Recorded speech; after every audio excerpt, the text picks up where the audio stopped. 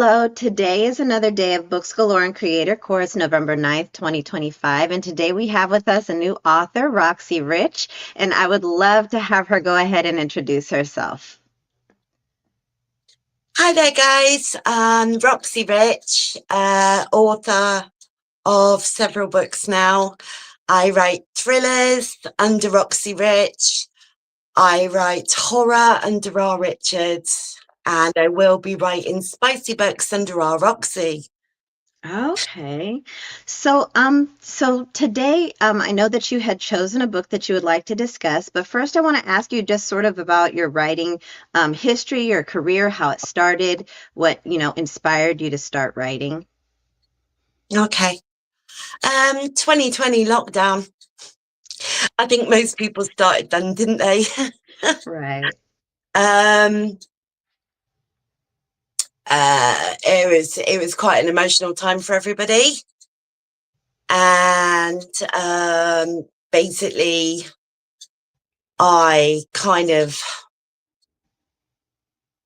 had things to deal with in my own well-being that I thought, right, I need to throw myself into something that's going to stop me from worrying about everything else. So I started writing. Okay. So was that the first time you'd ever written or had you written anything in the past or were you just an avid reader before? Not an avid reader. I have read all of Martina Cole books. I do like her stuff. I did write something when I was in school a long time ago because I left school age 12. And my English teacher was blown away by it and said it was a bit on the adult side, but it was really clever. So when you first started writing, what inspired the theme of your first book? Like what like sometimes we have situations in our life that sort of, spark the idea for the story. So what was yours? Um, justice, corruption, justice, basically. Mhm. Um, yeah, I'm one of these mums that's had parental alienation and domestic violence for a long time. I'm not now, I'm happily married now. I have been for 10 years, but I lost my oldest son due to parental alienation, which is a term I don't like using because it's like fake psychology rubbish to sway the courts on the father's side. And Right. yeah, I lost my eldest because of it, basically. So I kind of woke up to the corruption in 2008. Right. And I actually went on the run with my son as well then. Oh, Um, literally, literally, I was 24 hours away from being arrested, and I'm allowed to talk about it now because he's over 18. So even the prohibited steps order and the gag order can't stop me. okay. Okay, so was that what started the idea for your very first book? Yeah, Okay. So why yeah. don't you tell us a little bit about the storyline, a little bit about, the main character? To be fair, the first 5 books were the Working Girls series, and they're about working girls. I believe you call them escorts in America. Yes. Yes. Um, I I did that for a long time, and I met a lot of girls with a lot of heartbreaking stories that were horrific. And I just wanted to get them out there and write them, but I didn't know my style then, or I was writing in third person POV. And considering I'd left school at 12, I had a lot to learn. So they were my training wheels, if you like, even though I Got wanted it. to write the stories and get them out there. So Got you. Fractured is about a 12-year-old girl whose mum dies of an overdose, and she's got an autistic sister, and her father is a nasty piece of work, and he basically forces her to work for him on the streets or at Oh my goodness. parties underage. And that is like All of my thrillers are based on real life stories and real people. And so Okay. that book.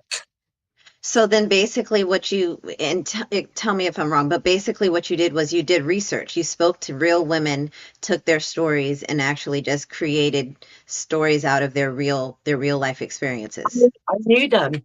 I worked with them. Oh, I knew them. okay, okay. Wow. That's Yeah. really deep. So then that means like anybody, any of your readers who goes back and reads that would be able to sort of look into what someone else's life experience actually was like. Yeah. All five of the Working Girl series are the same. Yeah. Are They're they all all the same? girls. They're all different stories on different girls that I met. And the last Okay. one, the fifth one, is actually my story up until before I started doing that. So yeah. Got it. Got it. Was it difficult to write that series? Because if you were, basically telling all of these real life horrific experiences, it had to be traumatizing some of the time. I mean, My I don't want to make assumptions, but my book, Damaged, um, was hard to write. yeah, The others not so much because like I knew snippets of their lives and filled in the gaps. But obviously mine, I know all of it. And I right, had a real hard time writing that one. And that right, was only up to the age of 27. right. So but it was really difficult. And that was the first time I wrote in first person Bob as well, which I really enjoyed. And that's what I do now. I write everything first In person. first person. Man, so was it cathartic for you to write your own story? I Or was it haven't just, written the other part of it, which is the part that hurts the most because I didn't write about going on the run, family court, um, they actually prevented me from taking my son to get help for his mental health.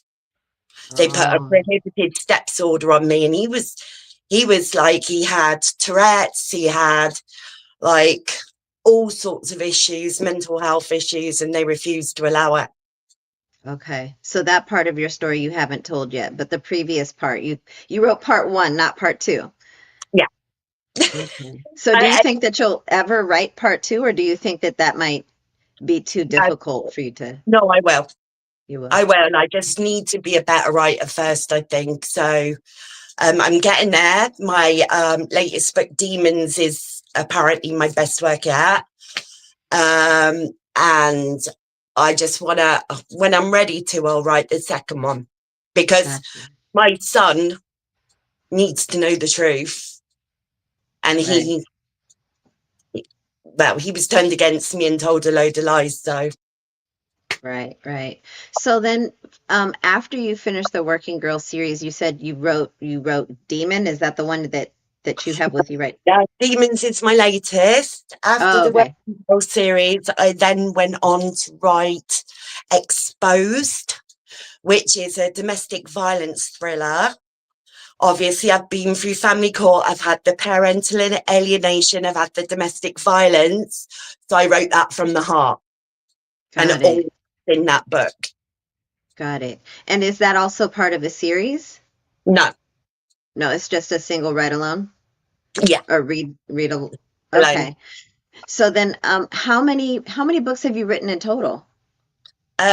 I'm currently working on my 13th manuscript. Oh my So goodness. the book, which will be out very soon, and that will also be a podcast. Okay. So 13 books in 5 years. Um, I writ it. I didn't start publishing until 2024. I generally work on 6 manuscripts at a time because I've got an ADHD brain, so I flitter. If I get stuck, I move on to another one, and vice versa. But I've I done also that. have another 5 books on my computer that are up to second draft, so they're full word count. But I've got to get my head around doing the third and final draft for the read through and to publish. Got it. Got it. Yeah, the going to another piece of work when you're stuck on one, I do that. I do that also. So it's helpful actually. It's a good technique because that way you don't get stuck in a rut. And, Yeah, because sometimes it's like getting back on a horse if you fall off. If you don't move, if you don't get back on, you're stuck there. So it's good that, it's a good technique to use. So definitely. out of all of the books that you have written so far, which one do you prefer the most or enjoy the most? Do you know what? My favourite are the zombies. I The love my zombies? zombie series. Yeah, I I wrote an American series called Grave Pole, which is set in West Virginia, and it goes to Trans-Allegheny. I can't pronounce it. Trans-Allegheny Lunatic Asylum. Is that right? And then it also goes to Western Virginia Penitentiary and the Appalachian Mountains, and that's a trilogy about an American girl who's 16 years old who loses her family on the first day and everything, and it goes right the way through her story. And then my British ones are like the Deadpool series, which I've got the Council Estate Queen, which was hilarious, about a single parent mom with 6 kids, um, different ethnicities as well. So, like, Okay. you had a bit of a to do with her neighbour and punched her out. You can guess why. In the book, it's quite hilarious, but Oh, no. she's really clever. And then now I'm doing Crumpet FM, which again is a standalone in the Deadpool series, and it's another dark comedy horror thriller with zombies in. Nice, nice. Funny. So this particular book, Demon, is it part of a series or is it also a standalone? Standalone. Okay. So who do you normally get to make your book covers? Me. Oh, you make your book covers. Wow. So what's your process? Well, it's graphic design, isn't it? You've just got to start from scratch and just like keep going until you get it just perfect. Like Right. I changed my book covers on the Working Girl series and the Grave Pole series, but now I've got it off to a fine art where I know what I'm doing now. So Canva helps a lot, but I don't use Canva pictures. There you go. Right. So do you use stock images? Do you use Photoshop? Like what designer software do you use? Graphics. So you build your own. Oh, okay. You kind of design your own from scratch. You don't Uh, use anybody's. It's all yours. Okay, okay, okay. So Okay. yeah, if you're good at art, you're usually okay at like kind of building them up. So Got it. I think that's the funny part about being an independent author. You have to sort of figure everything out on your own. Like I remember I had to take so many, graphics tutorials to figure out how to make my own book covers way back in 2012, 2013. And that is enough work just by itself. Like you oh spend all that time writing a book and then you have to spend even more time trying to make a decent book cover. yeah, YouTube's your friend. Right. Your friend. Exactly. So, why don't you tell us a little bit about what Demon is about? Demons is again a thriller.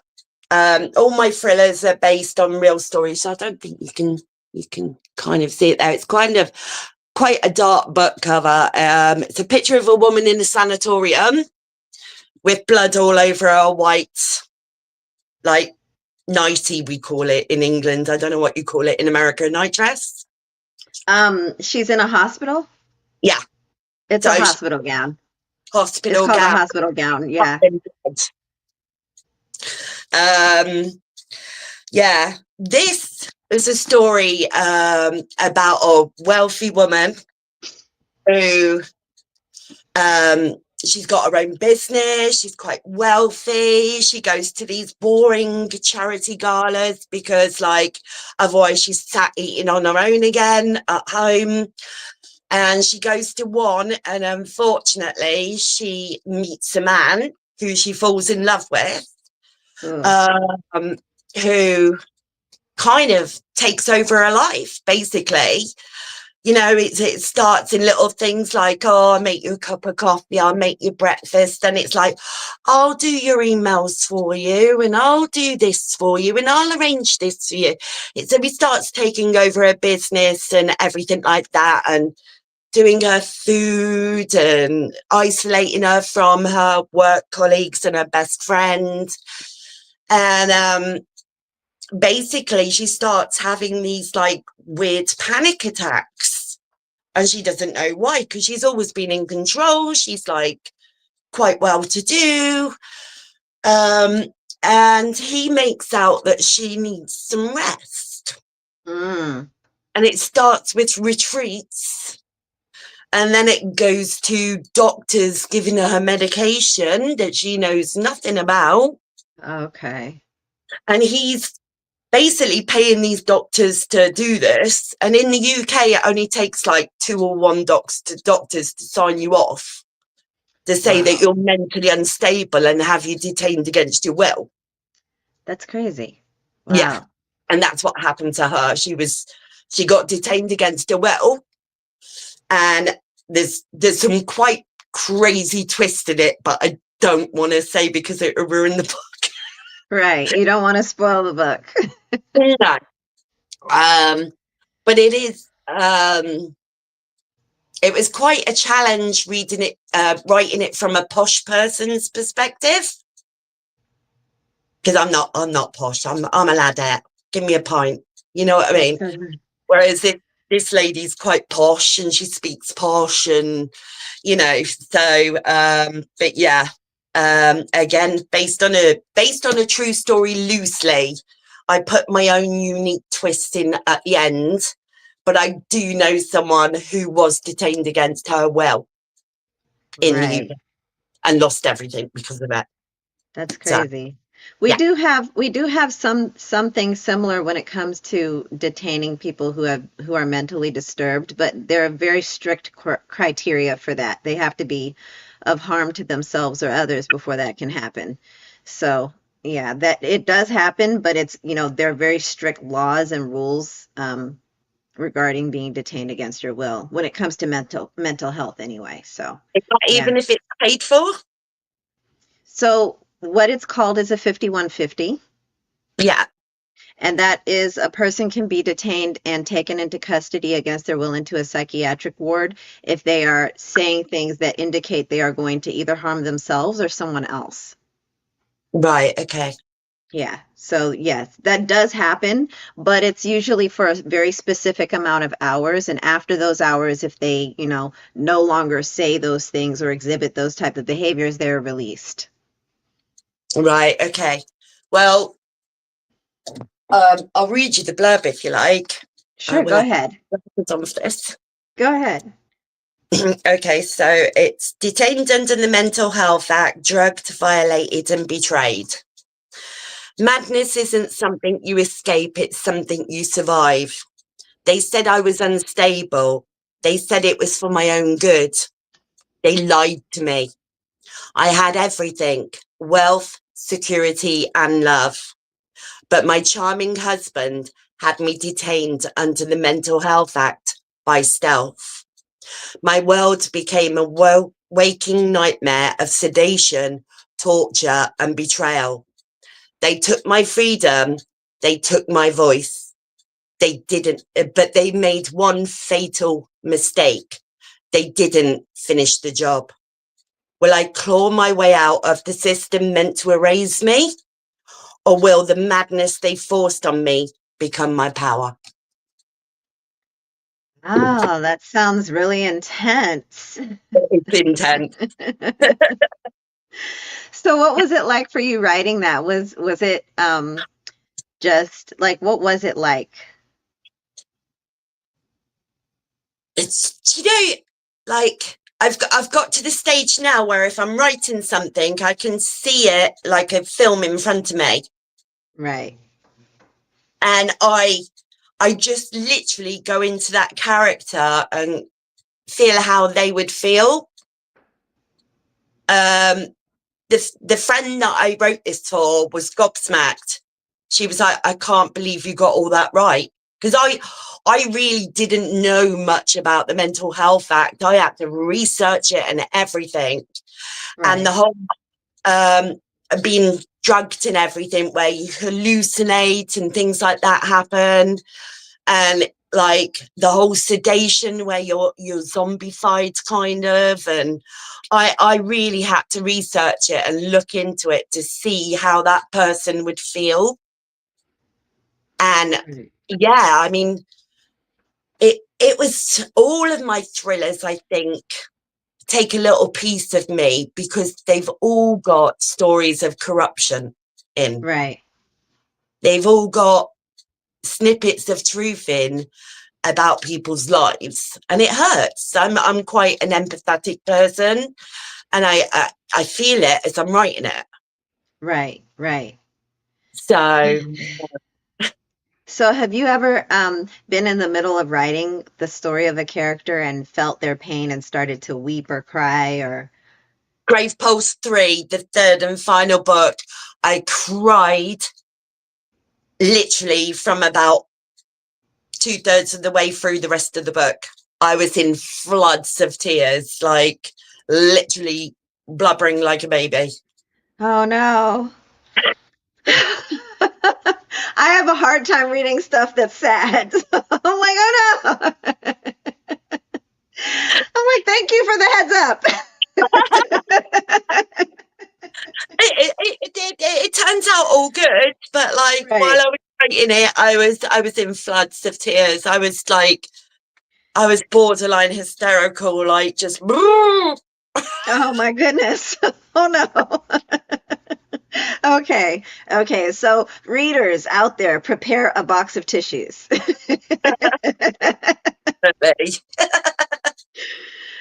So, how long did it take for you to write Demons? um I average now about 3 months on a book. Wow.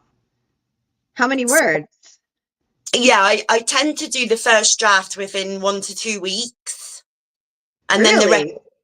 the rest of the time after, because that's just like 40,000 words. That's how I do it. I do 40 Okay, words, 40,000 words.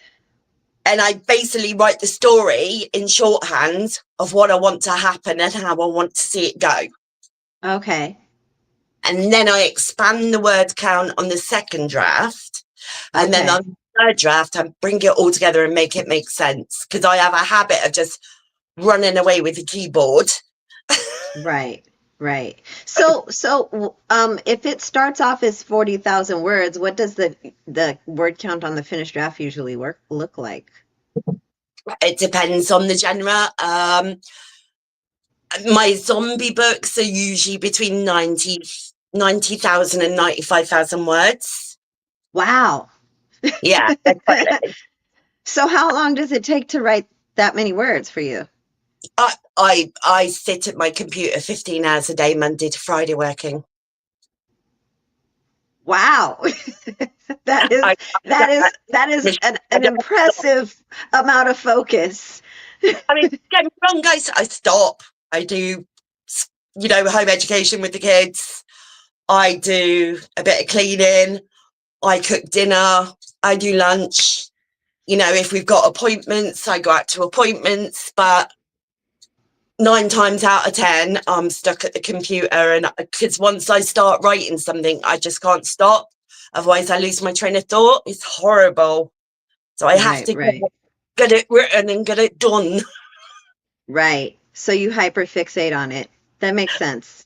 Again, ADHD, I hyper Yes. fixate and hyper Yes, focus. no, I'm I'm the in the same way. zone.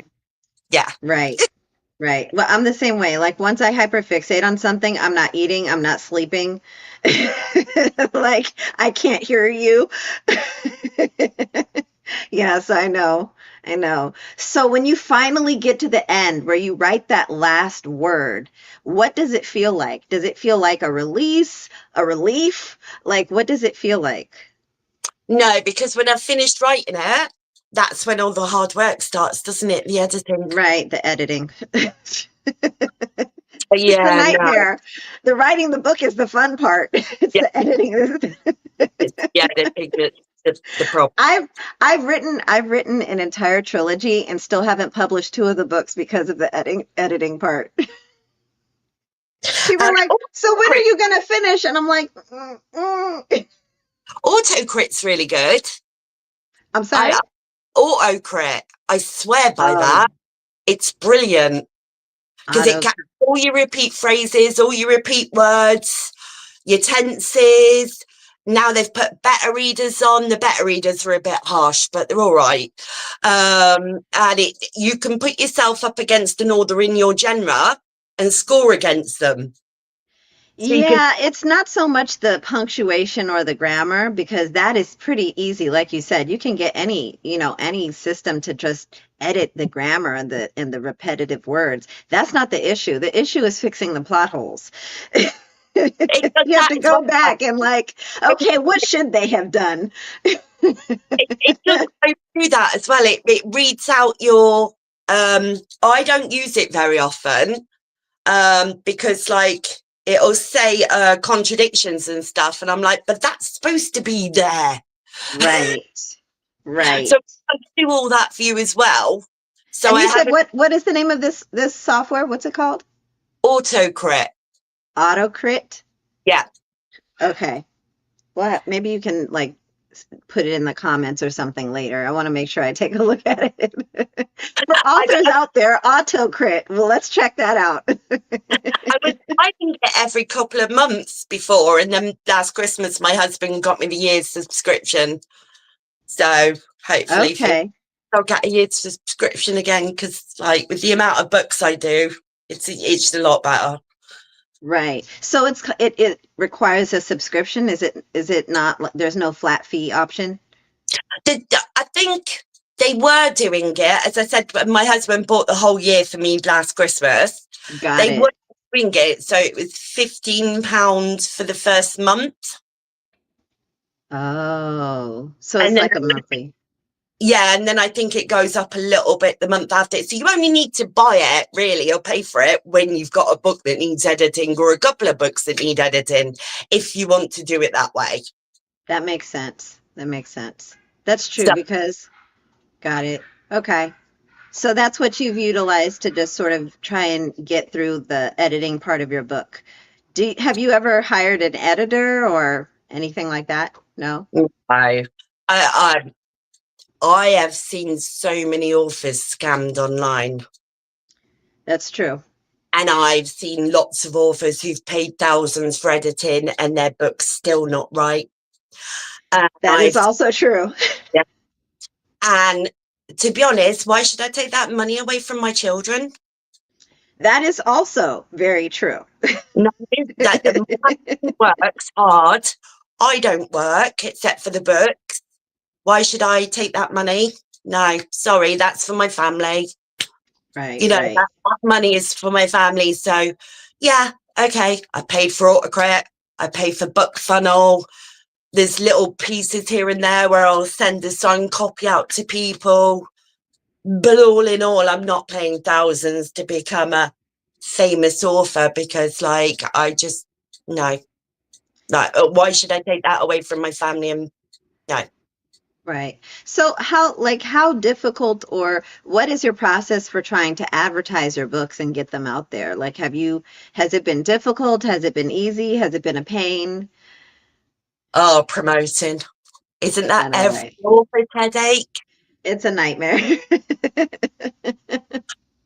Um, I mean, just getting reviews is impossible. Like, I've got a few. Um, I've I've I've sorted out a group for like ARC readers and that, and better readers now. Um, but it's trying to get more that I can trust that'll follow me. But I know it takes you're not going to become an overnight success and a millionaire overnight. It's a long, hard road, and it's patience, persistence, and rinse, repeat. You know, Yeah, it's advertising. I did do we did try a little bit of advertising. My husband said I could try some advertising, so we gave it a go. We only put like a couple of quid on Amazon for the book to be shown at the top or something.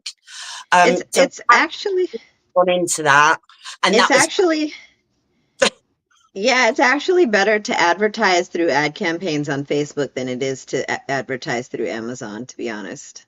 But then And the there's a whole reason lava now of apparently they've changed everything, and people are having problems with it, aren't they? They're losing sales because of it. on Facebook?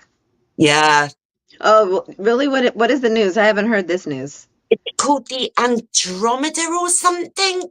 Oh, It, the Andromeda update. Yes. yeah. It has changed things that has changed things around. They're going, I believe they're going based on how your ad creatives look or something like that.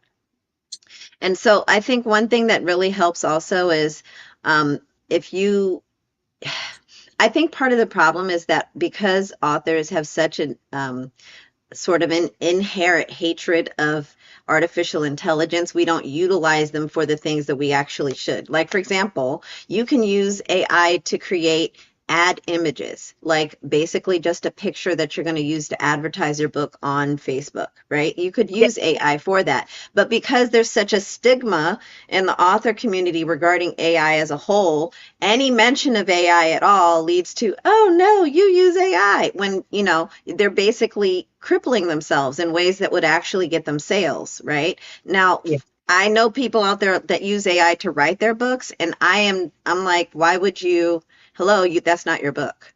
That's something that a machine made, that you can't even claim that you wrote that. People claim that they write it, but did you write? No, no, you didn't write that. But in terms of using it for images, like for example, creating book covers, you could actually create a book cover with AI, stick it on your book, and it costs less than $20. Yeah, I think Get Covers only charges 30, is it? Or $35? Who? Get Covers. Get covers? Yeah, they're quite reasonable, apparently. Yeah, that's what I'm trying to say. Like, you can use AI for much cheaper. If you pay like 20, even like 25 or $30 a month to, like, say, one of these other platforms, you can get every day, you can get 5 or 10 book covers every Yeah. single day. You see the difference in price? But because a lot of authors have this stigma about AI at all, they hamper themselves from using that for their books, Like, you can write your book, put all of that time into it, and then what are you going to do? Pay someone $300 who might not even get your book cover the way you actually want it to look. It's exhausting. And if you think about it as well, they use Grammarly, they use Word. Right. I use Autocorrect, which is AI. It is like, Right. it's an editing tool. Exactly. They, they, Exactly. they use all sorts of AI tools. And they don't even understand. That's the problem. They don't understand what AI is. And Yeah. that's why there's such this stigma against using it as a whole. Now, by all means, please don't put your book in ChatGPT. Don't put your book in Gemini. Don't do that. But think of new ways that you can use AI to create book covers, to create ad campaigns, things like that. So it's a controversial topic. Yeah, definitely, definitely. But um, I kind of get it. I mean, I've got human narrators for a couple of my books. I've got a lovely American chap that did the Footlocker for me on a royalty share. Right. He got the most amazing voice. Like, he's really, really, for my Footlocker, who's a serial killer and a first Okay. person serial killer book. So he's just finished that. And then I've got a narrator again who's human called Ros Satar, and she's a British narrator, and she's doing Exposed for Me and Demons on the royalty share again. And like, I don't think the AI voices, like, I listen to a lot of YouTube audiobooks at night, Hmm. and when they've got AI voices, I'm like, ugh. Yeah, no, I'm writing my own zombie books for YouTube because, right. like, those voices, I mean, don't get me wrong, I'm not going to fib. I will be using a little bit of AI voices on Crumpet FM, purely because it's a radio call-in show for Right. conspiracy theorists, and I can't do all those other voices. You really can't. But I totally agree with you when it comes to the voices. Like, you can definitely tell the difference between an AI voice and a human voice. Even when the AI is really advanced, you can still hear the timbre of voice is just, it's not human. You can hear it. And Yeah, I'm unable to listen to any audio back book that uses AI because it throws me off because I'm like, that's a robot.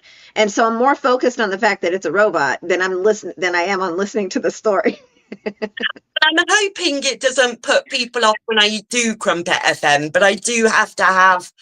I have all these conspiracy theorist people that phone in about 3AI Atlas and the Rapture and Oh my goodness. pigeon drones and cloud seeding and chemtrails and the whole shebang's in there, basically 5G, the whole lot. And then all of a sudden, like little zombie stories kept phoned in, and she's like, "Is somebody having me on here?" And she just roasts the conspiracy theories all the time. So when they Right. start phoning in about the zombie apocalypse starting, she's roasting them too. Not bizarre, you know. But that book different endings because I had an original ending which my husband loved, and then I come up with another ending which I preferred, which kept in theme with the whole conspiracy thing with the book. Right. And because I couldn't decide which ending to do, I've written both of them There you in the. go. Oh yeah, I've seen books with that. Like, here's the alternate ending. If you didn't like that one, choose the other one. I've seen that before. If it's Yeah. good enough for Hollywood, it's good enough for my books. Right.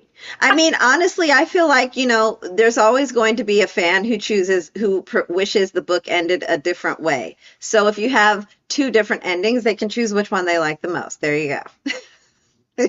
Yeah, definitely. Definitely. Like I'm looking forward to that one, but it's going to be a while because obviously I'm doing it as a podcast. Right. So it's not going to be a while to publish, but it's going to be a while to get it on YouTube and all the podcasting places because Right. obviously I'm doing my voice for the host, and then I'm having to use AI for the other For the other people, voices. especially the men. That's so creative. So I love that idea. it's a bit mad. The Deadpool's British zombie books are like nothing anybody's written in the zombie genre. There you go. There They're you they're go. fresh, modern, with completely new takes on the whole genre. There you go. That's So, amazing. That's awesome. but I like the zombies because it's fiction. It's pure fiction, and I can have a laugh with it. You know what I mean? Right. And the Crumpet FM, I am a bit of a conspiracy theorist myself. Like I'm well known for it in my family. I'm always coming out with this, that, and I don't believe them all. I certainly don't believe in flat Earth. All right. Just flat out there, okay? Okay, good. Don't need Because good we work. have some people, but we won't go there. Yeah, but there are a few that I do believe in, and so it's kind of good because Crumpet FM, you're gonna love it if you're a conspiracy theorist. You're gonna hate it if you hate you're gonna love it if you hate conspiracy theorists, and you're just gonna be blown away by it at the end of it. It's like one mad book. I love it. It's my There you favorite. go. That's awesome. So, one thing that I would love for you to say to your readers, like, what would you want them to think, or what's one thing that you would want them to focus on the most on this book, Demons, that you've discussed? I think people need to. I think there, but for the grace of God. There you go. There you go. For the grace of God, that's all I've got to say on the matter, on all of my thrillers, because they are all based loosely on real stories. Okay. Okay. So I would love to invite you back to read like a small, tiny excerpt of one of your books of your choice at another time. So We could Okay. discuss that. Yeah, So, I would just want to thank you so much for joining me today, and I guess we will speak again soon. brilliant. Thank you very All much. right. Okay. I'll send you the link to Water Crit so you can have a look at it. Right? Awesome. Thank Okay. you. So, to anybody who was watching, that was a new author that we've had on the page, Roxy Rich, with her new book, Demons. And that has been another episode of Books Galore and Creator Core. We hope that you will join us again next week, and we will see you again soon.